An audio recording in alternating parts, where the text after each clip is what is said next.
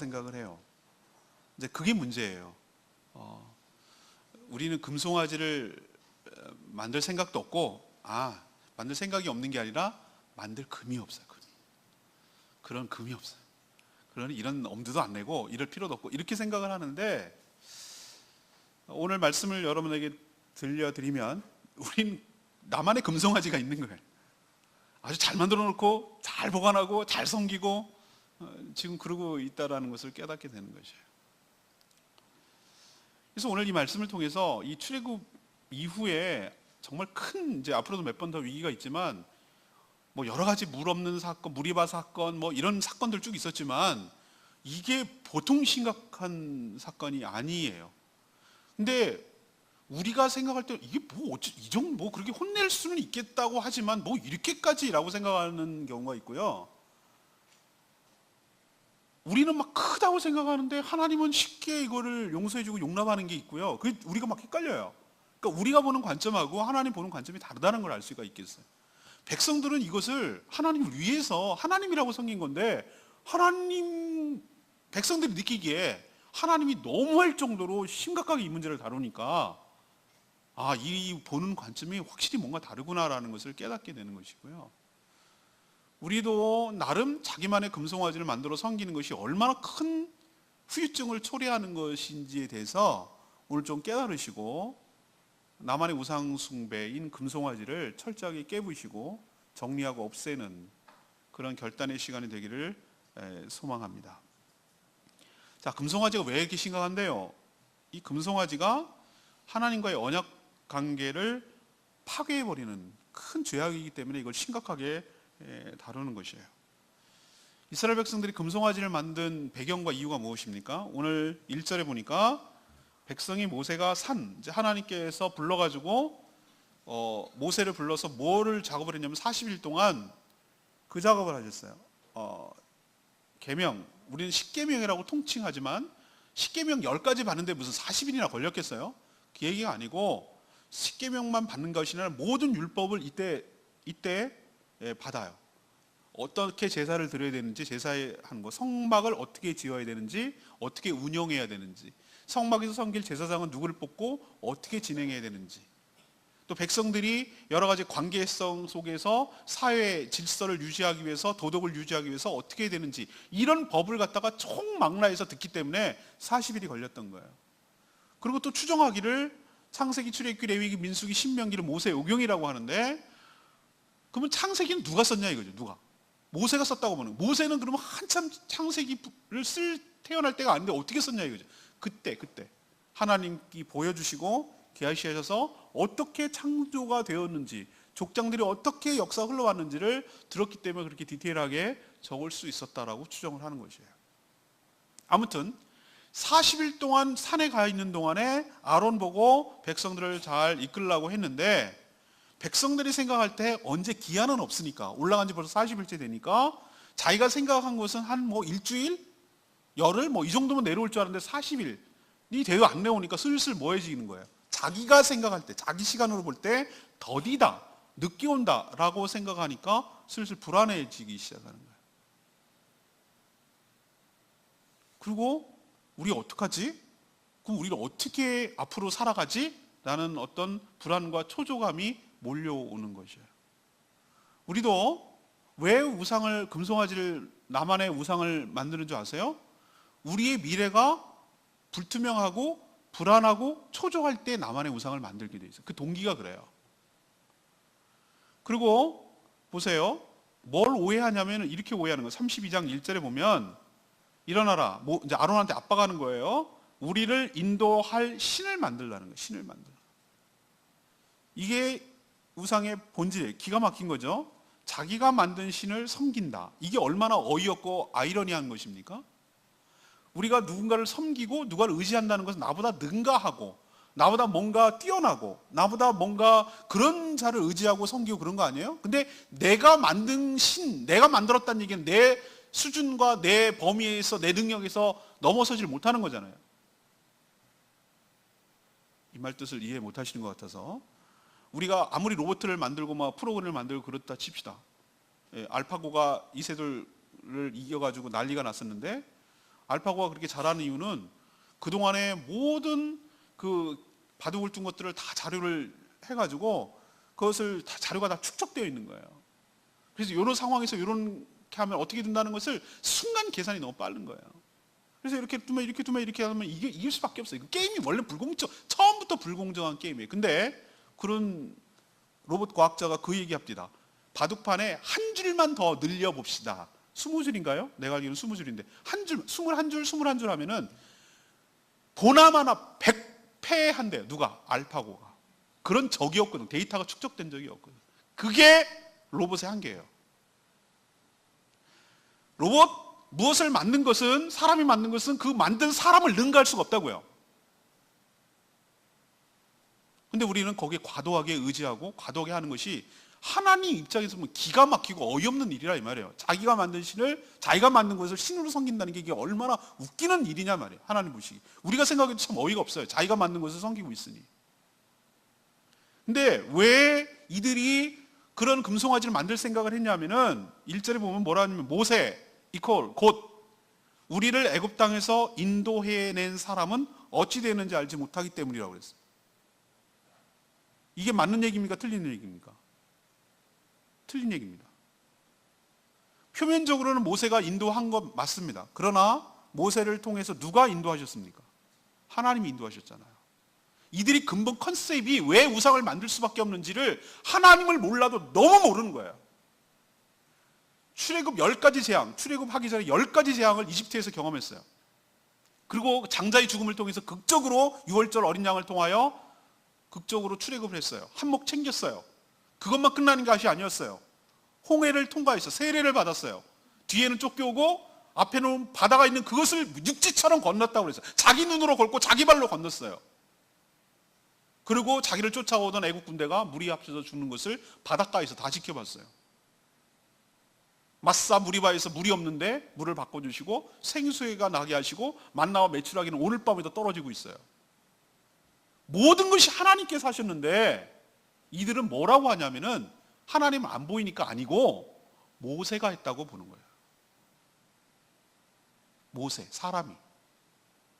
그래서 모세를 대체할 무언가가 필요했던 거예요. 보이는 무언가가. 그게 우상이에요. 그래서 이들은 아론의 제안에 따라서 귀에서 금고리를 뺍니다. 근데 3절에 보면 모든 백성이라고 그랬어요. 모든 백성이. 이 얘기는 그 마음이 다 통했다는 거예요. 다 똑같은 마음이었다는 거예요. 그러니까 여기에 금 모으기 운동에 다 동참한 거예요. 금 모으기 운동. 불안하니까. 금을 아무리 갖고 있어도 금이 나를 보호해 주지 못할 때 우리는 금을 내놓습니다. 금 가지고는 내가 보호가 안 된다고 판단될 때 금을 통해서 무언가를 만들어서 대체시켜서 나를 보호해 줄 그 무언가가 필요하도록 만들도록 하는 것이 인간의 심성이에요. 그게 우상 만드는 동기가 원인이에요. 그래서 금고리를 다 빼가지고 모아가지고 받았어요. 그리고 4절에 부었어요. 부었다는 얘기는 형틀, 송아지 형틀에다가 주물 하듯이 우리가 쇠물을 부으면은 이렇게 형태가 나오듯이 금을 갖다가 높은 온도에 끓여가지고 끈적끈적한 액체같이 만든 다음에 송아지 틀에다가 만들었어요. 그리고 이제 금 형태가 나왔는데 그렇게 하면은 디테일이 안 되거든요. 그냥 형태는 나왔지만 송아지 모습은 나오지만 실감이 안 나거든요. 그러니까 그 작업의 후속 작업으로 뭐 합니까? 조각칼로 디테일하게 살린 거예요. 눈도 좀 움푹하게 파고 귀도 좀 이렇게 뚫고 콧구멍도 좀 뚫고 이렇게 해가지고 송아지 모습으로 이렇게 만들어서 이렇게 한 거예요. 근데 왜 송아지죠? 아니 다른 것도 있을 수 있잖아요. 근데 왜 송아지를 만들었냐고. 소. 이게 바로 이스라엘 백성들이 이집트의 영향을 지대하게 받았다는 증거예요. 이들은 430년 동안 이집트에서 종살이 하면서 이집트 문화를 다 봤어요. 그리고 그 녹고 자기들도 신을 섬겼어요. 이집트에 하나님께서 10재앙을 준 것 중에 독종 재앙이 있어요. 독종은 바로 가축들, 농사를 짓는데 가축들, 그다음 재산이 되는 양들, 여기에 그 질병이 생겨가지고 죽어가는 거거든요. 그들에게 있어서 가축은 재산의 의미도 있고 농경의 의미도 있기 때문에 신격화되어 있던 거예요. 이집트 문화에서. 근데 그 가축을 관장하는 신이 형상이 송아지였어요. 소. 아피스라는 신이었어요. 아피스라는 신. 그것을 본받았기 때문에 이들이 어디서 새로운 것을 만들어내겠어요. 자기가 보고 배운 것을 하는 것이죠. 그래서 소의 형태, 힘센 소의 형태를 만들어서 그것을 신격화시키려고 그 형상을 만들어낸 것이에요. 근데 제가 놀랍게도 제주도에 아피스를 발견합니다. 제주도는 입춘 대길, 입춘이 새해의 시작이라고 보는 거예요. 그래서 큰 퍼레이드를 2박 3일 동안 하는데 우리가 세금 열심히 꼬박꼬박 낸 것에서 문화정책의 일환으로서 그 세금으로 쓰입니다. 퍼레이드를 합니다. 관덕정각까지 쫙 이동해 갑니다. 근데 제가 충격을 받았던 게 뭐냐면은 그 끌고 가는 신의 모습이 뭔지 아세요? 소의 모습이에요. 소의 모습. 금으로 만든 것이 아니라 낭쇠, 나무로 만든 소의 형상이더라고요. 소같이 생겼어요. 잘 만들었어. 그거를 바퀴에다 달고 퍼레이드를 앞세우고 끌고 간다는 걸 보고 내가 말씀을 공부하다 깜짝 놀랐어요. 금줄을 칩니다. 거기다가 제사를 드립니다. 금줄에다가 소원을 갖다가 적은 쪽지를 거기다 끼워 넣습니다. 제주도에서 그 일을 하고 있더라고요. 새해의 시작, 소의 형상,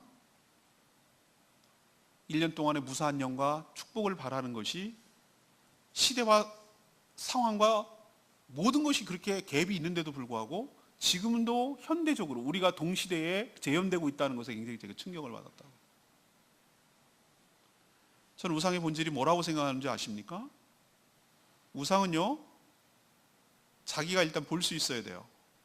그리고 자기가 필요에 의하면 언제든지 찾아갈 수 있고 그 신을 부릴 수 있어야 돼요. 내 통제권 안에 있어야 되는 것이 자기만의 우상이에요. 그래서 내 눈에 볼 수 있는 하나님은 보이지 않는 하나님이고 그분이 출애굽을 주도하셨는데도 사람이라고 생각을 했는데 사람이 없으니 사람을 모세를 대처할 금송아지, 내가 언제든지 찾아가면 볼 수 있어서 내 눈에 보이고 내 곁에 있어서 늘 안심이 되는 그 무엇, 그리고 내가 제사를 드리고 내가 그렇게 하면은 내 소원을 들어줄 수 있는 그 무엇을 나도 무엇을 만드는 것이죠. 그게 우리가 모세라는 사람이 됐든 그것이 돈이 됐든 그것이 내 기술이 됐든 직업이 됐든 내 직장이 됐든 내 자녀가 됐든 내 남편이 됐든 내 아내가 됐든 내 부모가 됐든 간에 이스라엘 백성들처럼 하나님을 대체해서 내가 마음대로 주물럭주물럭하고 내 소원을 들어줄 수 있는 그 무엇이 나만의 금송아지라는 뜻이에요. 자기만의 하나님을 섬기는 거예요. 이들이 뭐라고 얘기했습니까? 이스라엘 백성들이 공포할 때 4절에 이는 금송아지 만들어 놓고 이는 너희를 애굽 땅에서 인도하여 낸 너희의 하나님이라고 그랬어요. 너희의 하나님이라고 그랬어요. 이들은 금송아지라고 부르지 않았어요. 여호와 하나님이라고 불렀어요. 우리가 섬기는 하나님을 갖다가 우리 하나님이라고 하지 절대로 하나님 아니라고 말하지 않아요. 근데 자신만의 하나님을 섬기는 거예요. 내가 그려낸 하나님, 내가 조각한 하나님, 나만의 하나님, 실체 하나님과 그거는 상관이 없고 내가 생각한 하나님, 내가 만들어낸 하나님, 그런 하나님을 여러분도 섬기고 있을 때 그게 우상이 되는 것이에요. 이들이 여호와 하나님이 아니라고 한 게 아니라니까요. 그 여호와 하나님이라고 그랬어요. 번제와 화목제까지 드렸어요. 종교 형태가 다 갖춰져 있어요. 근데 그게 우상이에요. 이게 얼마나 충격적입니까? 내 딴에는 열심히 하나님이라고 섬기는데 그게 아니라는 걸 수 있다는 거예요.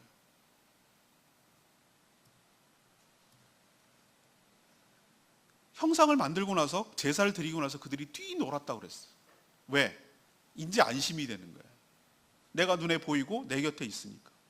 우리는 아라비안 나이트에서 지니라는 호리병에 있는 지니 아십니까?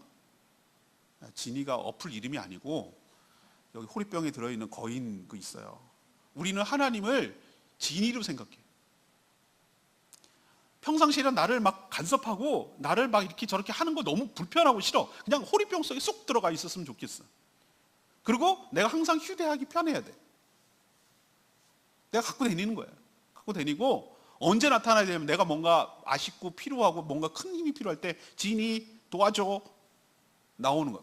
주인님 부르셨습니까? 나와가지고 뭐 이거 해줘. 그러면 다 들어주고 이제 들어가. 그러면 들어가고. 누가 주인입니까?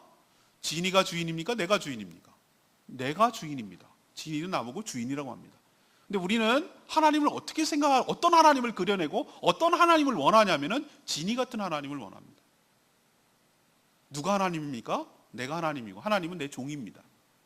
내 소원 들어주고 내가 원하는 정서 만족시켜주고 내 필요를 채워주고 필요 없고 내가 마음대로 하고 그럴 땐 걸그적거리지 말고 좀 들어가 있고. 그게 우상 아니면 뭐겠어요? 원래 우상이란 완전히 다른 거지 않습니다. 가장 비슷하고 근사하고 유사하고 하나님과 아주 비슷하지만 다른 그 나만의 하나님, 하나님의 진짜 모습과는 다른 나만의 하나님을 형상을 만들어 놓고 그런 하나님을 섬깁니다. 우리가 왜 시험에 듭니까? 왜 어려움을 겪습니까? 내가 생각했던 그 하나님이 내 방식대로 기대대로 반응을 안 해주거든. 나는 이 정도 했으면은 내 소원을 성취해 줘야 되는데 안 들어주거든. 나는 이 정도쯤 정성을 다했으면 나한테 어떻게 반대급부가 있어야 되는데 내 뜻대로 안 되거든. 에이 집어쳐라. 이런 하나님 안 믿는다. 처음부터 전제가 틀려먹은 거예요.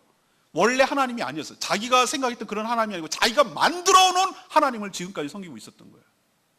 그래서 안 되는 거예요. 그래서 시험 들었다고 말하는 거예요.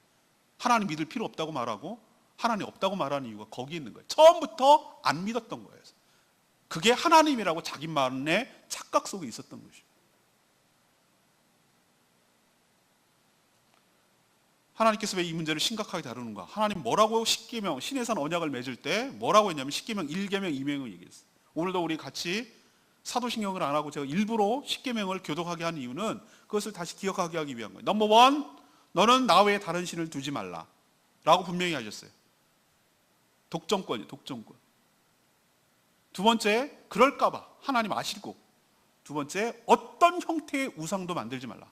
하늘 위에 땅에 바닷속에 니네들이 상상할 수 있는 건 내가 다 알고 있다는 거야. 하나님께서 심지어 뭐라고 하냐면 나라고 생각하는 형상도 만들지 말라 라고 하셨어요. 얼마나 우상에 대해서 알레르기. 왜? 하나님의 실체를 섬기는 것이 아니기 때문에 하나님께서 그 형상을 나는 형상으로 갇혀 있을 존재가 아니다는 뜻이에요. 내가 그게 아니란 거예요. 네가 우상의 형태로 나를 가둘 수 없다라는 거예요. 근데 이스라엘 백성들은 잉크도 마르기 전에 언약도 마르기 전에 1계명 어겼고 2계명 어겼어요. 제가 말씀드렸죠. 10계명 설교하면서 1계명이 모든 계명의 첫 번째 계명이기도 하고 가장 핵심되는 계명이에요. 1계명이 분명한 사람은 나머지 계명도 지키게 돼 있어요. 1계명이 흔들리면 나머지도 다 흔들리게 돼 있어요. 하나님 외에 다른 신을 섬기지 않기 때문에 우상도 만들지 않고 안식일도 짓고 부모도 공경하고 그러는 거예요. 근데 1계명이 흔들려 버리면 1계명이 무시돼 버리면 나머지는 다 우습게 무시될 수 있어요. 왜? 여기가 핵심이기 때문에 하나님과의 나와의 관계를 규정하고 있는 언약의 핵심이기 때문에. 금송아지가 뭐냐고요? 하나님과의 근본적인 언약을 파괴하는 것이 관계를 깨는 작업이라고. 돌판을 왜 던졌습니까? 화나서? 아니요. 모세가 그렇게 던진 이유는 관계 계약이 언약이 깨졌다는 거예요. 너네와 하나님 관계는 이걸로 쪽났다는 거예요. 그걸 보여주는 것이. 우상을 우리가 섬기는 순간 하나님과 나와의 관계는 깨지는 거예요. 관계가 깨지면 아무것도 나와 하나님 사이에 아무것도 안 일어나요. 그냥 남남이에요. 원수예요.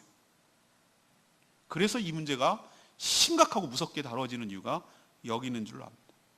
이들은 하나님을 출애굽하신 하나님을 절대적으로 신뢰하지 못하고 불신한 행위를 우상을 만드는 것으로 드러냈어요. 하나님 원하시는 신앙의 형태가 아니라 자기만의 신앙 형태로, 종교 형태로, 자기만의 자기식의 형태로 신앙생활을 하고 있었어요. 우리도 얼마든지 금송아지를 만들어 놓고 자기식의 신앙생활을 할 수 있다는 것이죠.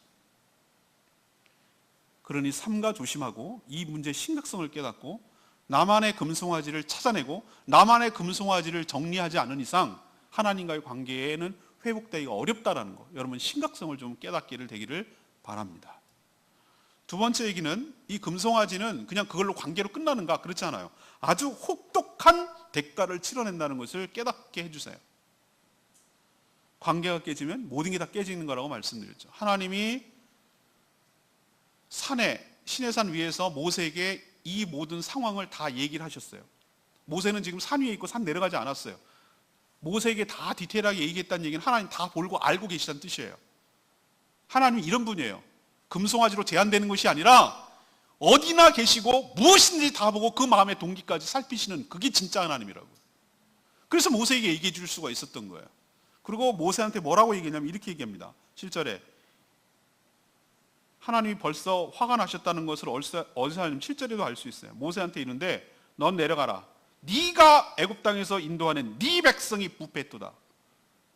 언약 관계에 의하면 하나님의 백성이라고 말씀하셔야 돼요. 관계가 깨졌다는 걸 여기서 알 수 있어요. 네 백성, 네가 인도한. 왜 모세가 인도했습니까? 하나님이 인도했죠. 여기서 벌써 이스라엘 백성들 네가 인도했다며 벌써 마음이 상하셨어요. 부패했다고 그랬어요. 썩었다고. 종교 생활, 금송아지 만든 것은, 우상은 부패한 거라고. 그리고 뭐라고 얘기합니까? 이 백성은 목이 뭐하다고요?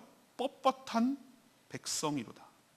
9절에 목이 뻣뻣한 백성이라는, 목이 곧은 백성이라는 것은 완고하고 고집스럽고 자기 식대로 자기 멋대로 하는 백성이라는 뜻이에요. 그래서 얘네들 고쳐먹기가 참 힘들겠다.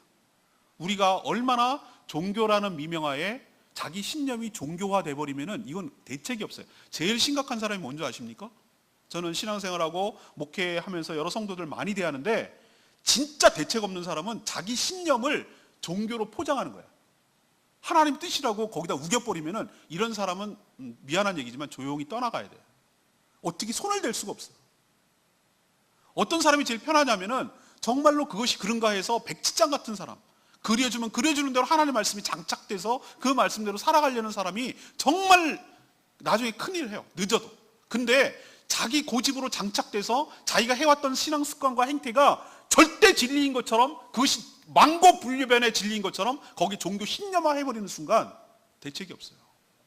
하나님보다 능가하는데 하나님의 뜻을 알려줘도 틀렸다는 얘기하는 거예요. 틀렸다고, 그렇게 하면 안 된다고, 이게 맞다고 이렇게 하는 사람한테 어떻게 신앙으로 지도하겠어요? 이 백성이 목이 뻣뻣하다라고 말하는 것은 내 말과 내 지도를 들을 생각이 없다 이거예요. 지식대로 앞으로 계속 할 거라는 뜻이에요. 우상숭배를 통해서 볼 수 있었다는 거예요. 그러니까 하나님께서 뭐라고 합니까? 10절에 심각하고 충격적인 말씀을 하는데, 그런즉 내가 하는 대로 놔둬라. 나 말리지 마 이거예요. 하나님 나 말리지 마라. 내가 그들에게 진노하여 그들을 진멸이라는 것은 앞으로 그 뭐에 해당되냐면 여리고성 같은 거예요. 여리고성. 진멸이라는 것은 하나도 남기지 않고 싹 쓸어서 심판하겠다. 노아의 홍수처럼 한 개도 남기지 않고 심판하는 것을 진멸이라고 불러요. 얘네들을 진노하사 진멸하겠다. 그리고 너를 큰 나라가 되게 하겠다. 이 얘기냐면 너로부터, 네가 아브라함 해라. 네가 모세, 네가 너로부터 새로 나라를 찾아 새판 짜자. 얘네들 안 되겠다. 싹 쓸어버리고 새판 짜자. 이 얘기예요. 이 정도예요. 이 정도. 이스라엘 백성들이 이 정도였을 거라고 알았다면 이 시도도 안 했을 거예요. 아까 제가 서두에 말씀드렸죠. 우리가 생각하는 것과 하나님의 바라보는 관점이 너무 틀리단 말이에요. 달라도 너무 달라요. 우리는 별 생각 없이 할 수 있는 것인데 하나님 입장에서 보면 이거는 근본을 흔드는 거기 때문에 무시무시한 죄고 다 진멸될 수 있는 무시무시한 죄라는 거예요. 모세가 실제로 내려와서 보니 실제가 그랬어요. 그리고 돌판을 던집니다. 하나님께 직접 하나님이 쓰시고 세계인 그 돌판을 던진다는 얘기는 언약 관계가 깨졌다는 것이고, 하나님이 분노한 것을 직감한 모세는 다 죽게 생겼다는 것을 감지했어요. 분명히 얘기했거든요. 진노하사 진멸하겠다라고 했거든요. 이 심각성을 자기는 알고 있기 때문에 백성들한테 내려와서 뭐라고 하는 줄 아십니까? 그 금송아지를 갖다가 어떻게 하는지 불에 던져서 태운 다음에 부순 다음에 불살라서, 이 동작하는 거 보세요. 불살라버리고 다 이게 소멸 아주 그냥 완전히 소멸을 시키려는 과정인데, 불살라서 부숴서 가루를 만든 다음에 물에 타가지고, 금가루 물에 타가지고 모든 백성에게 다 마시게 했어요. 우상을 만든 그 금가루 물 탄 거를 다 마시게 했어요. 왜? 이게 무슨 의미입니까? 아까 금고리를 낸 사람이 부녀자들만 냈습니까? 모든 백성이 다 냈거든요. 이 금우상을 만든 것은 누구 특정 사람이 아니라 모두의 공동 책임이고, 모두가 다 똑같은 죄를 지었음을 심각하게 인식시키려고, 이 죄값을 다 우리가 갖고 있다는 것을 깨닫게 하려고. 조폭들이 주로 쓰는 용어 중에 하나가 갈아 마신다는 거예요. 갈아 마신다. 갈아 마신다. 믹서기로 갈아서 마신다. 하나님께서 이 죄값을 얼마나 심각하게 다루는지 금송아지를 갈아서 마시겠어요. 이 정도로 하나님이 심각하게 다루고 있다는 것을 우리도 좀 감지해야 돼요. 근데 아론이 아직도 이 사태의 심각성을 모르는 것 같아요. 당신 왜 그렇게 했냐고 그러니까 자기 형이잖아요. 모세의 형. 22절에 내 주여 노하지 마옵소서. 당신 동생 보고 모세한테 보고 주님이래요. 주님. 이게 뭔가 좀 감지가 되거든요. 이게 큰일 났거든요. 이 백성이 악함을 당신이 22절에 보면 아나이다. 이 얘기는 뭐냐면 지가 해놓고 백성이 완악하다는 거 당신이 알지 않습니까? 라고 슬쩍 비겁하게 뭐 하는 거죠? 백성에게 핑계를 내는 거예요. 그리고 황당한 변명을 해요. 우리가 인도할 백성들이 하도 우리를 인도할 신을 만들어 달라고 해서 우리를 인도한 당신 모세는 어떻게 되는지 알 수가 없어서 그래서 그냥 금을 갖고 와가지고 빼서 금을 갖고 와가지고 불에다 던졌는데 불에다 던졌더니 24절에 짜잔 하고 금송아지가 나왔습니다. 지금 말이 되는 소리를 하는 거예요 지금? 이 얼마나 죄를 지으면 우리가 어떻게 하냐면은 거짓말과 책임 전가와 회피와 합리화에 능통한지 우리가 알 수 있어요. 이게 죄성이에요. 우리 가운데 죄성이 나오는 거예요. 쟤 때문에 그래요. 어쩔 수 없었어요. 그렇게 될 줄은 나도 몰랐지. 이게 바로 우리가 죄를 짓게 됐을 때 나타나는 현상 중에 하나예요. 모세가 진노해서 뭐라고 합니까? 이 백성이 방자하게 됐다. 방자란 얘기는 고삐가 풀린 망아지처럼 아주 기고만장해서 날뛰는 것을 방자하다 그러는 거예요. 방자하게 된 것이 어떤 결과를 초래했냐면은 하나님의 원수들, 하나님을 안 믿는 이민족들, 이집트 사람들, 주변 가나안 족속들에게 하나님의 이름이 조롱거리가 되겠다. 봐라 이거야. 당신이 구원한 이스라엘 백성들 보라 이거야. 주변 민족이 다 보면 하나님을 욕하게 되고 하나님을 우습게 여기게, 우리의 허물과 잘못과 우리의 우상 숭배로 인해서 우리만의 문제로 끝나는 것이 아니라 우리가 믿고 있는 하나님께 영광이 되는 것이 아니라 하나님께 욕이 돌아가게 되고 하나님께 누가 되는 것이 바로 치명적인 문제란 말이죠. 우리가 하나님의 영광을 위해서 살아야 되는, 영광을 위한다는 것은 하나님께 칭찬이 돌아가고 칭송이 돌아가고 하나님 때문에 이 모든 일이 일어났다는 것이 높여지고 하나님의 이름이 높여지는 것이 우리의 삶의 목적이고 우리가 존재하는 이유인데, 거꾸로 우리의 허물과 죄악 때문에 하나님이 욕을 먹게 되고 하나님 우습게 여기시게 되고 하나님의 이름이 땅바닥에 떨어지게 되는 것이야말로 인간으로서 가장 큰 죄가 아니고 뭐겠어요. 모세가 분노한 것은 바로 그 점 때문입니다. 너네들의 우상 숭배로 인해서 주변 사람들로 인해서 조롱거리가 되게 만들었다. 하나님의 이름이. 이게 얼마나 뼈아픈 큰 죄인지 너희들 깨달으라는 얘기예요. 그래서 징계에 들어갑니다. 하나님은 진멸하시겠다고 해서 제가 보기에는 선수 치는 걸로 보여요. 저는 그렇게 해서 그랬어요. 모세가 뭐라고 합니까? 26절에 누구든지 여호와 편에 있는 자는 내게로 와라. 여호와 편에 설 자들은 내게로 오라고 그랬어요. 그랬더니 레위 자손이 다 그쪽으로 모였어요. 레위 자손이 모세 아론의 자손이 레위 자손이고 제사장이 거기서 나오거든요. 자손들이 모였어요. 근데 모세가 뭐라고 그러냐면 넌 칼을 차라. 레위 자손 보고. 그리고 지금부터 진년을 돌아다니면서 너희들 동족들, 너희 형제들, 너희 친구들, 너희 가족들, 너희 이웃을 이 닥치는 대로 다 죽이라고 그랬어요. 칼로. 그래서 그날 하루아침에 3,000명이 죽습니다. 잔인합니까? 피도 눈물도 없습니까?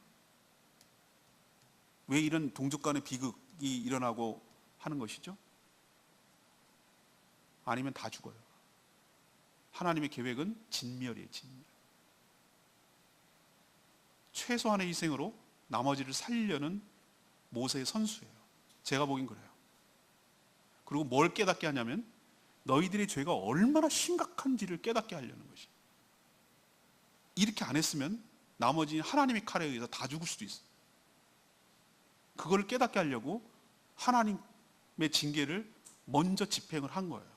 그래서 3,000명이만 죽고 나머지는 다 살릴 방법을 찾아보려고 하는 거예요. 여러분이 금송아지를 섬기는 거, 미안해요, 죄송해요, 없다던 걸로 합시다, 이렇게 퉁치는 문제가 아니에요.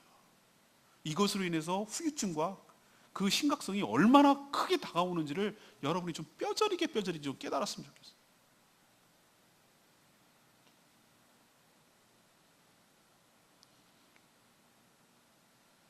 마지막 세 번째로 우리가 알 것은, 그럼 어떻게 합니까?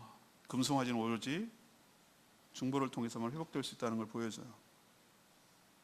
하나님이 아까 말씀드렸죠? 다 진멸시키고 너로부터 새로 시작하자. 그것만 끝난 줄 알았어요. 근데 그게 아니었어요. 33장도 그 지금 후유증에 대해서 설명하는 건데 33장 3절을 읽지 않았지만 뭐라고 그러냐면은 너희를 적과 꿀으는 약속의 땅으로 이르게 하겠다. 내가 한 건 있으니까, 약속한 건 있으니까. 근데 나는 너희와 함께 올라가지 않겠다. 너희들 목이 곧은 백성이라서 가기 전에 가다가 길에서 너희들 내가 다 죽일 것 같다. 그러니 난 안 가겠다. 그 꼴 못 보겠다. 너희들을 위한 거야. 내가 너희들하고 같이 갔다가는 내 화에 너희들이 다 죽을 것 같아. 내가 그래서 전에 너랑 약속한 건 있으니 사자를 보내서 인도는 할게. 근데 난 못 가겠다. 근데 여러분, 하나님과 동행, 하나님의 임재가 끊어지는 순간 이건 끈 떨어진 열이고 연인과 다름없고 길거리에 버려진 어린아이 같은 고아와 다름없는 거예요. 그건 조금만 있으면 죽어요. 득시글 거리는 그 주변의 원수들이 가만두진 않을 거예요. 그 조그만 민족을 함부로 해지 못했다는 것은 이집트에서 그 막강한, 세계 최강인 막강한 거기서 출애굽을 하고 홍해를 가르고 여기까지 인도했다는 것이 주변에 쫙 소문이 퍼졌기 때문에 그들이 섬기고 그들의 뒤가 되어 있는 하나님 때문에 여러 민족들이 치지를 못했거든요. 하나님이 떠났다? 하나님이 동행하지 않는다는 소문이 딱 퍼졌다는 거, 이거 밥이에요. 먹기 좋은 밥. 이게 심각한 거라고. 우리가 가나안, 천국까지 이르는 동안 하나님이 우리와 동행하시고 우리와 함께 하시고 우리 임재 가운데 이끌어줘야 되는데 우상 숭배가 그 관계가 파괴되니까 하나님이 떠나버린 거예요. 하나님 임재가 사라진 것이. 하나님이 동행하지 않는 거예요. 네 마음대로 하라는 거예요. 네 마음대로 가라는 거예요. 우리 인생은 한치도 몰라요. 내일 일도 몰라요. 하나님이 우리를 붙들어주고 우리를 인도해 주지 않는다면 우리는 죽은 목숨이나 다름없어요. 이 우상 숭배가 이런 심각한 결과를 가져온다는 거예요. 관계가 파괴되기 때문에. 이게 진짜 심각한 위기예요. 그래서 모세는 이게 중보의 중요성인데 백성들한테는 아주 죽일 듯이 화를 내요. 막 돌판을 깨고 칼을 들어라 이렇게 해가지고 레위 사람 불러서 칼을 쳐가지고 3,000명이나 죽이고 막 엄청나게 합니다. 제가 기도의 시간에 말씀드렸죠. 아빠가 너무너무 아이들한테 화가 났어. 그래서 다이렉트로 아이들을 때리는 정도가 아니라 이거는 큰일 날 것 같아. 그러니까 엄마가 중간에 딱 개입해가지고 막 먼저 애들을 야단을 치고 막 그래서 하고 또 뒤돌아가서는 어떻게 합니까? 아빠를 화를 누그러뜨리고 애를 그럴 수밖에 없다고 이 양해를 시키고 막 이렇게 누그러뜨리는 작업을 양쪽으로 하는 거예요. 양쪽. 모세가 지금 그러고 있는 거예요.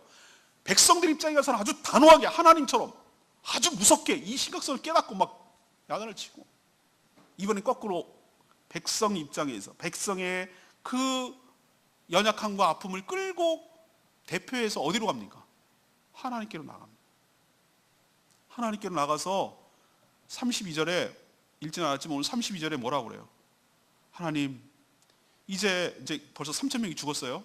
하나님, 이들을 용서하여 주시옵소서. 그냥 없던 걸로?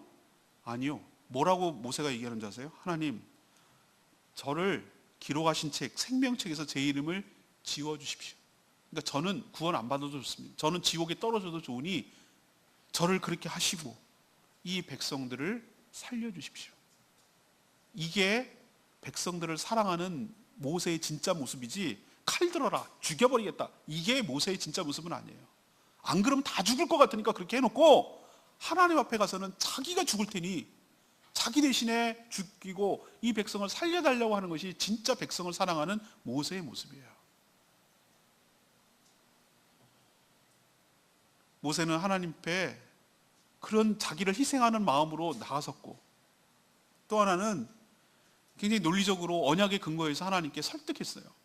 오늘 여러분과 함께 읽은 11절에 뭐라고 그랬어요? 하나님, 여기서 이 백성들을 다 진멸하시고 죽이시면 그동안 10가지 재앙을 내리고 출애굽하게 하고 홍해까지 끌고 오고 만나를 먹이시고 무리바에서 물로 바꾸시고 생수를 주시고 이런 모든 지금까지의 과정이 다 헛것이 되지 않습니까? 하나님, 그동안에 그 했던 사랑이 모두 다 허사가 되지 않습니까?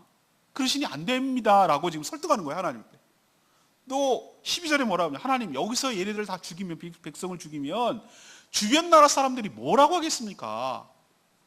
무덤이 없어서 거기서 안 죽이게 여기까지 죽이려고 끌고 나왔다고 하지 않겠습니까? 하나님 욕 들어먹습니다. 하나님의 이름이 손상할까 두렵습니다. 또 그렇게 설득하고, 그러니까 하나님께 그것도 맞는 얘기고. 세 번째 뭐라고 설득하는지, 하나님 저로부터 새로 시작하자고요? 저한테 그런 약속을 하신 게 아니지 않습니까? 저희들의 조상 아브라함과 이삭과 야곱, 우리의 족장들의 자손들이 하늘의 별처럼 바다의 모리처럼 그들을 인도해서 가나안 땅에 인도하시고 하나님 입으로 말하지 않았습니까? 여기서 그것을 어겨버리면 하나님 전에 했다면 거짓말하게 되는 것입니다. 하나님 저한테 약속하지 않고 우리의 조상과 약속하지 않았습니까? 하나님 그렇게 약속했는데 여기서 어그러지면은 하나님 못 믿겠네, 하나님 말하는 걸 신뢰할 수 없겠네 소리 듣지 않습니까? 다 맞는 말이에요. 우리가 하나님 앞에 설득하고 우리가 기도할 때 하나님이 하셨던 말씀을 근거로 나갈 때 그게 올바른 기도가 될 줄로 믿습니다. 밑도 끝도 없이 땡깡 부리는 게 기도가 아니에요. 막 대놓고 막 그러는 게 아니에요. 말씀의 근거에서 하나님 앞에 용서를 구하고 말씀의 근거에서 하나님께 나아갈 때 말씀의 근거에서 하나님께서 행하여 주실 줄로 믿습니다. 용서해 주실 줄 믿습니다. 그러자 하나님께서 오늘 14절에 뭐라고 그래요? 여호와께서 뜻을 돌이키, 어떤 뜻? 진멸해서 다 없애버리고 모세로부터 새로 시작하겠다는 이 뜻을 돌이키사 말씀하셨던 화를 뭐하느냐 아니냐? 백성에게 내리지 아니하니라 라고 통보해 주셨어요. 그렇지만 회개하는 것은 누가 해야 됩니까? 백성들이 해야 돼요. 그래서 내려와서 백성에게 뭐라고 하는 줄 아세요? 모세가 너희들 장신구를 다 떼라 그랬어요. 33절 5절 나와요. 하나님도 그런 명령하셨고, 장신구를 다 떼라는 얘기가 뭡니까? 금송아지 만들 때 뭐로 만들었습니까? 금고리로 만들었단 말이에요. 장신구의 대표적인 거. 안경, 시계, 이거는 생활에 필수적이고 내 몸에 필요하니까 한다고 치지만 목걸이, 귀걸이, 코걸이, 팔걸이, 팔찌, 이 모든 것들은 나를 꾸미기 위한 것이에요. 장신구의 초점은 뭡니까? 나를 더 돋보이게 하는 거예요. 시선을 어디에 두는 것입니까? 나에게 두는 것입니다. 그걸 떼라는 얘기는 시선을 너에게서 하나님께로 돌리라는 얘기예요. 그 모든 것들이 다 어디서 왔습니까? 보고 배웠거든. 이집트에서, 세상에서 다 보고 배웠거든. 장신구를 떼라는 얘기는 네가 세상에서 영향받았던 걸 다 끊어버리라는 뜻이에요. 너를 치장하지 말고 너의 민낯, 너의 순수한 맛, 너의 진짜 모습을 가지고 하나님께 나오라는 뜻이에요. 가리지 말고, 치장하지 말고, 포장하지 말고, 화장하지 말고, 민낯으로 정직하게, 겸손하게 하나님 앞에 나서라는 뜻이에요. 이게 회개의 모습이에요. 이러지 않으면 이게 해결이 안 돼요.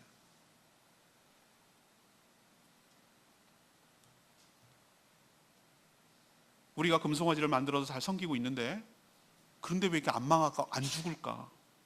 왜 우리가 지금까지 버티고 살까라고 생각하면 이유는 딱 한 가지. 우리가 잘나서가 아니라 지금도 하나님 우편에서 우리를 위하여 중보하고 계시는 예수 그리스도 중보 사역 때문인 줄로 믿습니다. 지금도 우리를 대변해서 모세가 자기 생명책을 빼고 살려달라고 한 것처럼 예수님 하나님한테 뭐라고 그러냐면, 저렇게 잘못한 죄악을 제가 담당하지 않았습니다. 제가 십자가에서 희생해서 죽지 않았습니다. 그 죄값을 치르지 않았습니다. 저를 보셔서 저 불쌍한 인간들 살려주시고 불쌍한 인간들 한 번만 더 기회를 주시고 백성으로 삼아주시기를 원합니다라고 하는 모세 같은 중보하시는 예수 그리스도 때문에 살고 있는 줄로 믿습니다. 우리가 잘나서가 아니고 우리 벌써 죽었어야 돼요. 그래서 하나님이 그 기도를 들으시고 철회하사 우리에게 한 번 더 기회를 주시고 약속의 땅 가나안까지 갈 수 있었던 그 뒷배경, 우리는 모르는 뒤에 하늘에서의 비사, 우리는 표면적으로 모르는 하늘에서 일어나고 있었던 수많은 일들이 이런 이유가 있기 때문에 우리들의 연약함에도 불구하고 우리가 천국까지 가게 되는 이유가, 비결이 거기에 있는 줄로 믿습니다. 그러니 우리가 뭘 해야 되겠어요? 오늘 말씀을 결론 내리면은 우리가 이제 뭘 해야 될지를 이제 얘기하려고 하는 건데, 우리가 왜 금송아지를 만드는지 그 원인을 좀 알았으면 좋겠어요. 하나님을 신뢰하지 못하기 때문에 우리 미래가 너무 불안하거든. 우리 미래가 너무 두렵거든. 난 내일 일을 모르겠거든. 내가 직장을 가질 수 있을까? 내가 직장에 취업한들 그 직장이 내 생활을, 내 노후를 보장할 수 있을까? 우리 아이들은 정말로 사랑구실하며 잘 살 수 있을까? 내가 병들지 않고 끝까지 살 수 있을까? 여러 가지 하루 앞을 모르겠거든. 불안하고 자꾸 나이는 먹어가고 몸은 약해지고 시간은 자꾸 가고 있는데 초조해지거든.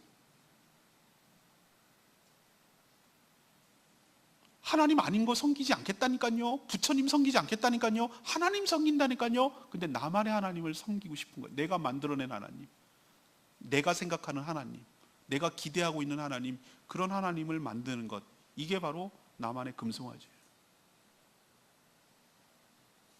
그거를 찾아내셔야 돼요. 하나님인 척하는 하나님 아닌 거, 하나님이라고 말하고 있지만 사실은 하나님이 아닌 나만의 뭐, 그게 나의 우상이고 나의 금송아지예요. 그것이 사람일 수도 있고 직장, 기술, 돈, 무엇일 수도 있어요. 내가 하나님보다 더 의지하고 실은 하나님을 믿는다고 말하지만 사실은 그것을 더 의지하고 더 의존하는 그 무엇, 그것을 빨리 찾아내야 돼요. 그리고 갈아 마셔야 돼요. 그것을 부셔야 돼요. 그것을 철저하게 파괴해야 돼요. 그게 파괴되지 않으면 하나님이 나와 함께 임재할 수가 없고 하나님의 영광이 나를 떠나게 되는 것이죠. 모든 것은 관계인데 관계가 단절되고 나면 난 아무것도 아니에요. 그게 위기예요. 그게 진짜 심각한 위기예요. 이미 하나님이 나를 떠난 줄. 내가 우상숭배에 여전히 고집하고 있고 내가 여전히 금송아지를 섬기고 그 주변에서 자기만족에 취해서 춤추며 뛰놀며 먹고 마시고 그 고통을 잊어버리려고 그 보이는 우상에 안심을 해가지고 거기서 뛰놀고 있는 순간 사실은 더 심각한 위기가 초래되고 있는 것도 모르고 그 안에서 즐기고 누리고 있는 순간 여기에 도취돼가지고 그 작은 것에 도취돼서 흠뻑 빠져있는 그 순간, 그 순간이 최대 위기로 나에게 다가올 수 있다는 거예요. 철저하게 파괴하고 불태우고 부수고 가루로 만들고 그것을 없애버려야 돼요. 그러지 않으면 하나님 관계가 회복 안 돼요. 또 하나는 내가 다시 한번 기회를 얻는 이유는 모세 같은 예수 그리스도의 중보 기도 때문임을 기억하고 겸비한 태도로 장신구를 다 떼어내버리고 나의 모든 가꾸고 나의 삶을 치장하고 나를 더 과대하게 치장하려고 했던 모든 걸 다 떼내고 하나님 앞에 정직하고 벌거벗은 모습으로 민낯으로 있는 그대로의 모습으로 연약한 그 모습으로 그리스도를 의지하며 주님께 나아가 통회하고 회복하고 그렇게 회개하고 그렇게 할 때 우리의 삶이 진정으로 회복될 줄로 믿습니다. 그러지 않으면 우리 가나안 땅까지 못 가요. 예수님 하나님의 경고대로 가다가 길에서 죽을까 염려된다. 가다가 길에서 하나님 멸절할까 두렵단 말이에요. 천국에 가기도 전에 우리 삶이 절단날까 두렵단 말이에요. 두려움 가지시고 하나님 앞에 겸비하게 서는 모든 우상을 철폐하고 하나님 앞에 진정으로 하나님을 참 하나님, 실체 되시는 그 하나님, 형상으로 담글 수 없는 그 하나님, 영광과 존귀와 위엄이 있는 그 하나님, 나만의 하나님이 아닌 진짜 하나님, 그 하나님을 온전히 신뢰하고 온전히 의지하고 살아가는 저와 여러분 되기를 소망합니다. 오늘 말씀 붙들고 기도하기 전에